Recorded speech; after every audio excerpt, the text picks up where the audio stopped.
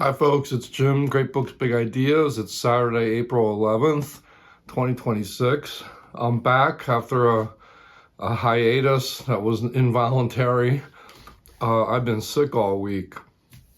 I got sick last Sunday afternoon. I guess that was Easter, right? And we had been to the Flyers game on the Friday before that. I think it was Thursday or Friday. And we had ice level seats. My brother-in-law works for a company and they have these like really good seats. So usually once a year he invites us down to a Flyers game. And we had a really good time. They lost, but team looked pretty good. Anyway, I must have picked up something at that game because a couple days later, Sunday afternoon, I felt a head cold coming on. It was getting pretty severe. And the timing of it was curious because most of the day on Sunday, or not most of the day, good chunk of the day, I was finishing my cataloging of all the books in the house. So I've essentially got this spreadsheet in Numbers, the program on the app on a MacBook, their spreadsheet. And I finally finished cataloging every room. I made a final push. It's real tedious work, but just kind of listed the books.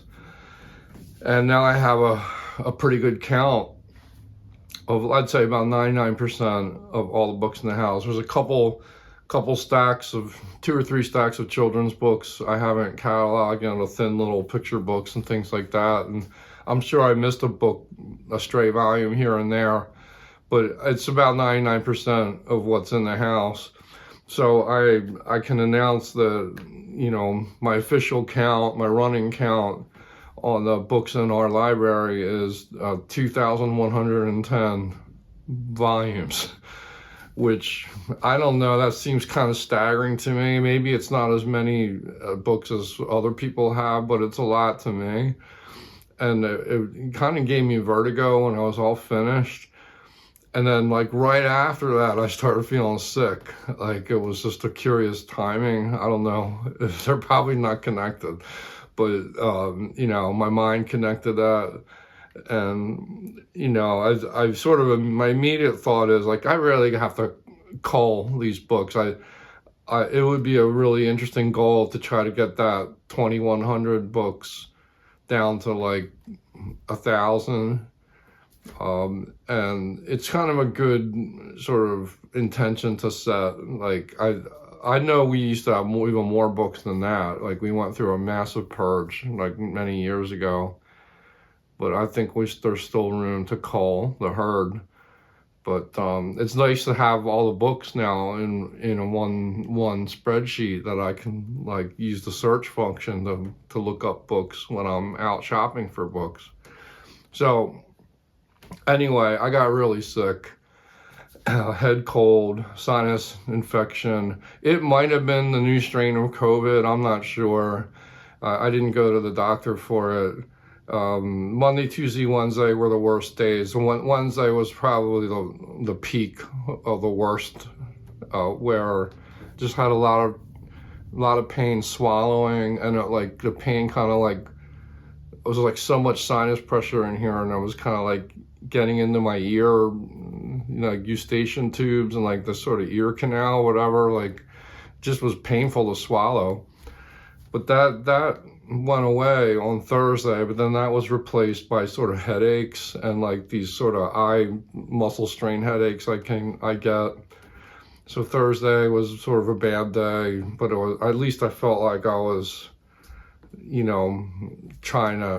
was like moving in the right direction. And Friday was a little bit better, but not much. And now Saturday, it's a little bit better, but not as much as I would like it to be. But I'm trying to force myself to make a video to kind of get some semblance of normalcy back in my life. I really felt like, aside from doing the minimal amount of work that I had to do, it's basically a lost week. I slept a lot though. I definitely got a lot of rest. But yeah, it was a rough one. I think something's going around, and this is allergy season too, like April in our area, and I think that might be a secondary effect of all this. But anyway, that's the news. But I've been wanting to make a video, reading update, to talk about, a few books that I read at the end of March, and then just catch you up with what's kind of like on my active reading list and where I'm headed from there. And one new book that I'm going to mention. So the first one that I finished, I spent a big chunk of March getting through this behemoth, The Recognitions by William Gaddis. I made a video review of this book, so I'm not going to talk about it too much here. It was a very difficult read. Did not dislike it, I would put it that way, but it was definitely a trying book to get through. And I'm glad I read it, but I'm also very relieved to be finished it. So The Recognitions by William Gaddis, 20th century American author, postmodern American fiction, ambitious work, complex, and some really good themes about art and forgery and truth and authenticity and lack of authenticity, the fake, and just so much going on in that book. Religion's in there, and it's definitely like a panoramic type of American culture book.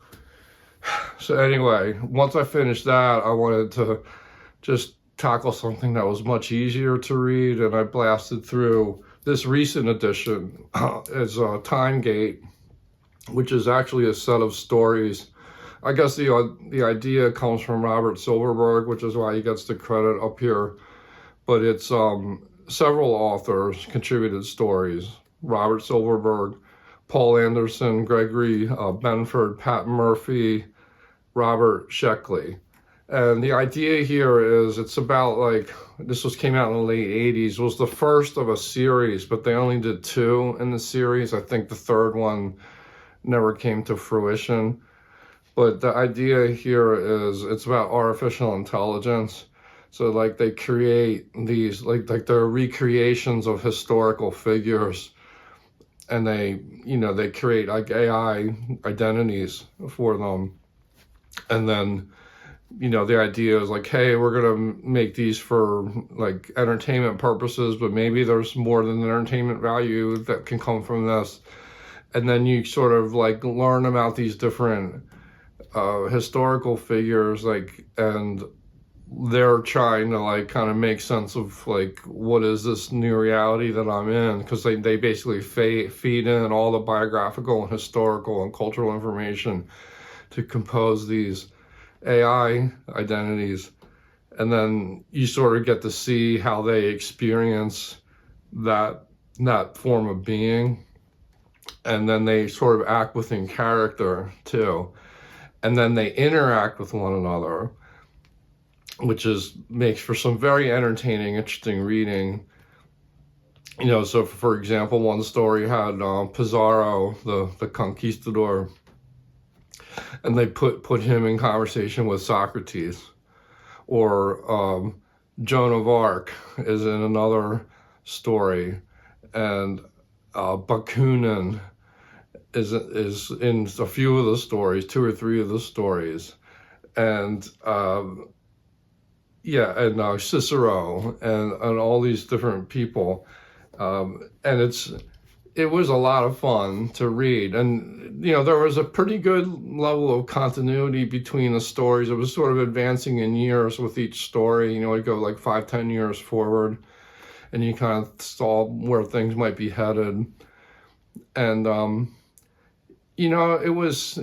thought it was really good speculative fiction. Like, this is what you want to get out of sci-fi. Like, it made you think how, what they were envisioning in the late 80s is like sort of, I'm not saying it's starting to come true, but in a way it is. You can imagine it's like closer to being that case. And it it was stimulating. I would say it was stimulating, and it was also really fun and easy to read. And not only that, but you actually learn a lot of history and cultural history and biographical history by reading about these characters. You know, like when I was reading about Joan of Arc, I learned details about her life that I didn't know before, and it sent me to my World Book Encyclopedia. I read the article on Joan of Arc, and, you know, so it was it had education value too. And then they did make a sequel to this that I don't have. I read reviews of it. If I saw it in a used store, I would definitely pick it up and read it. And then it's a shame they didn't finish it out, because I think they had planned a third one.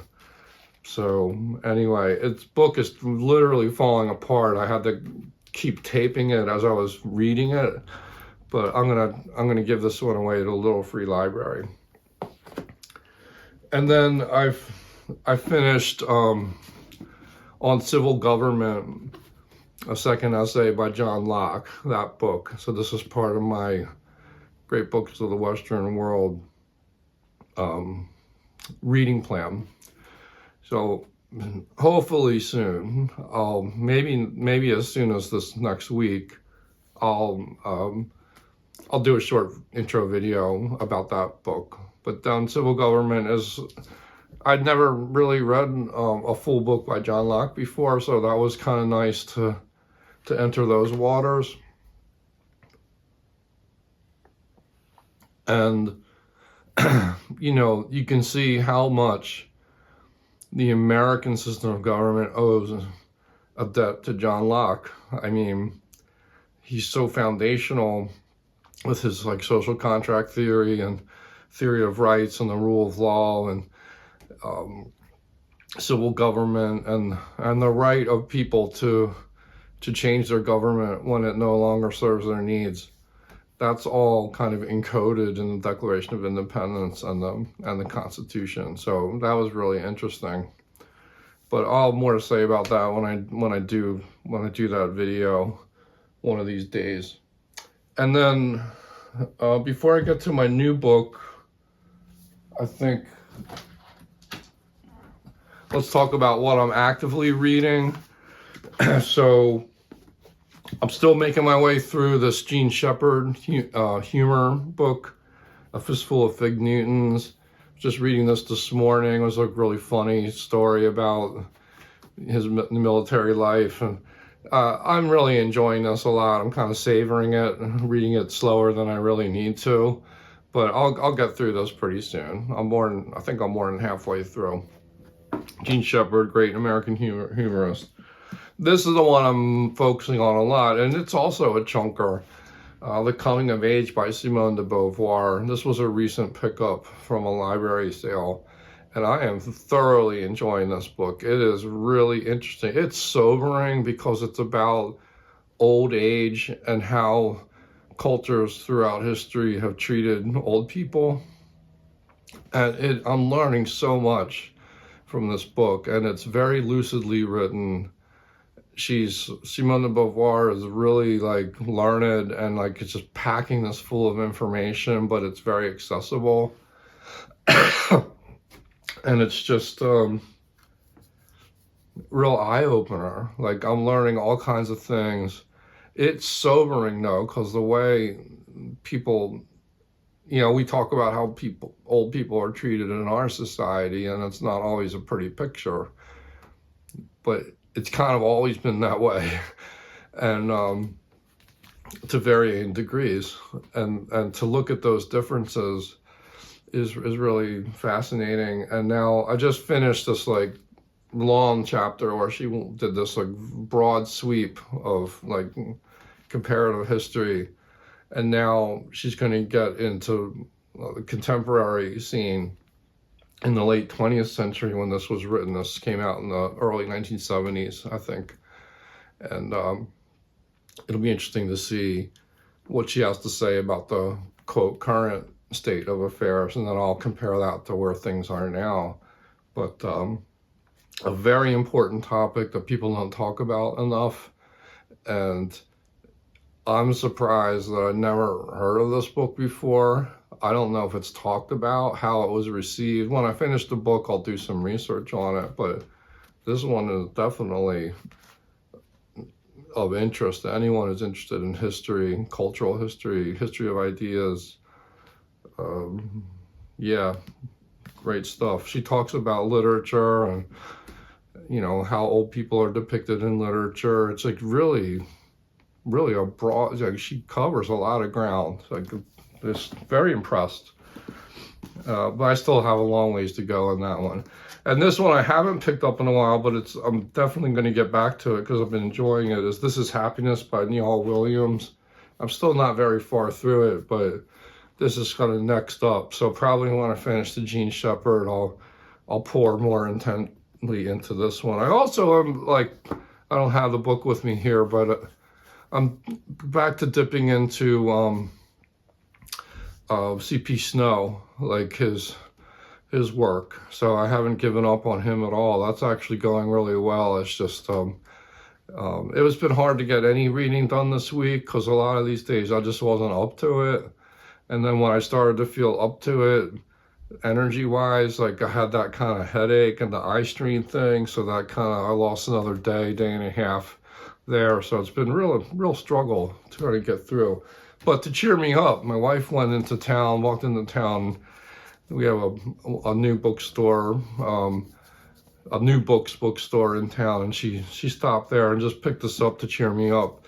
And it's the Odyssey, the Emily Wilson translation, the new translation by Emily Wilson.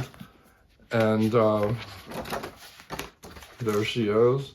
Turns out, I think she teaches at University of Pennsylvania and lives in Philadelphia, so there's a local angle there. Nice paperback edition. They're going to come out with a film version of the Odyssey, I think, this summer, so that'll be kind of fun to see when it comes out. But this did cheer me up. It was really nice, you know. Like I'm eager to compare this to the Robert Fagles, which I really like that translation. But I'll just leave you with a taste of the first 10 lines or so of Emily Wilson's verse translation of the Odyssey. It comes with maps and all kinds of fun stuff. This is just a prologue, you know. And I will say I really love the first line. Book 1, The Boy and the Gaddis. Tell me about a complicated man. Muse, tell me how he wandered and was lost when he had wrecked the holy town of Troy, and where he went and who he met, the pain he suffered on the sea, and how he worked to save his life and bring his men back home. He failed, and for their own mistakes, they died. They ate the sun god's cattle, and the god kept them from home. Now, goddess, child of Zeus, tell the old story for our modern times. Find the beginning. Nice opener there. You can hear the sort of very lean, direct style, and yet it has a nice poetic rhythm to it. It's auspicious. I read all of book 1 yesterday. It was an easy read. And yeah, I'm just thoroughly enjoying it already. So that was kind of a nice pick-me-up on a rough week. Anyway, that's my update. I'm going to keep it short. Hopefully you all have been doing better than I am, health-wise. But let us know what you've been finishing, what you're actively reading. If you have responses to these books, I'm always happy to hear that. It's always fun to get into it in the comments section. Thanks for watching, and I hope to be back in better shape next week. Bye-bye.